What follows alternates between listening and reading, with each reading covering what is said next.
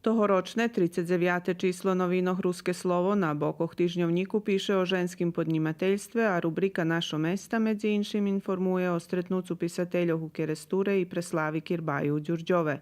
Na bokoh ekonomiji napis o produkciji medu u Đurđove, dok na bokoh kulturi i prosviti zviti o uspihu keresturskih školjarki na evropskim zmahanju s transportu u Prahi, jak i s hostovanja Ruskoho narodnoho teatru Petro Rizni Đađa u Slovackej. Duhovni život piše o vironauki u našim apostolskim egzarhatu, a na bokoh rubriki Ljudze, rok i život interesantna pripovetka o Marlenki Orlović z Kanady, kotra podarovala knjižki do keresturskej školi.